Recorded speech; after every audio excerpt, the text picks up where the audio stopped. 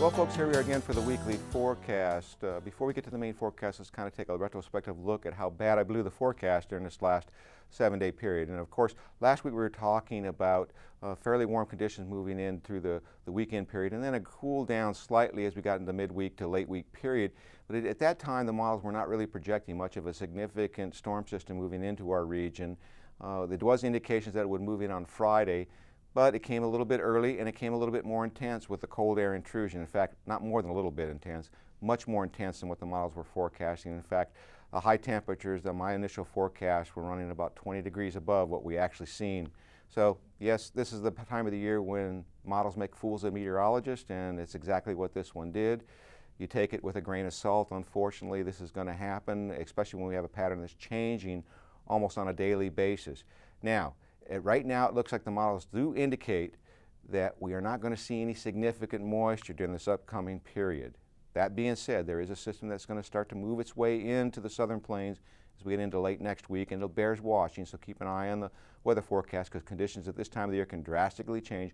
But right now, the main energy with that system remains south of the state, so we should have good travel weather at least going into the Thanksgiving Day weekend, and if the models are correct, that will hold all the way through the Thanksgiving region for the Central Plains. So let's take a look at the upper air models and see how this week should progress. And as we go to the upper air models, I'll draw your attention to this strong upper air trough situated over the Great Lakes, which means they're going to see a northwest flow. And anytime you have a northwest flow over the Great Lakes, that means periods of snow showers and some of those heavy lake effect snows for Michigan, and of course Lake Erie and Lake Ontario downwind from the lakes will see heavy snow. But more importantly, we have an upper air low that was broke off from this trough as it started to work its way across the country, and this one will drift slowly across the southern plains during the next 7-day period and exit out into the eastern Atlantic as we get late into next week.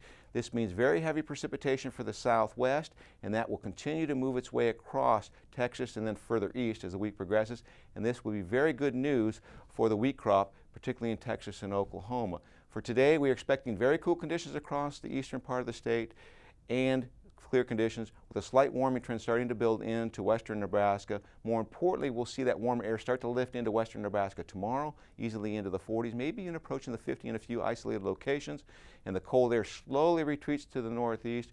So we are going to see in northeastern Nebraska temperatures that will be confined to the upper 30s to the lower 40s with a little bit more warming as we get into Monday. As this ridge tries to build in from the west, that'll bring in some 50s across a widespread portion of the western third of the state and 40s easily for most of eastern Nebraska. No precipitation as the main low stays to our south.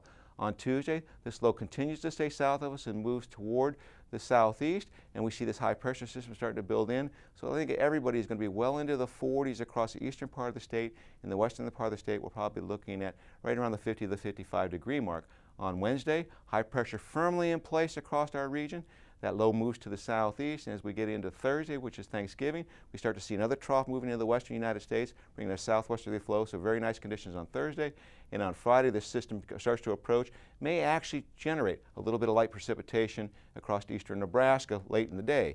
The temperature forecast indicates very cold conditions this weekend with a slight moderation as we move through the week, and we'll see a slight chance of precipitation on Friday.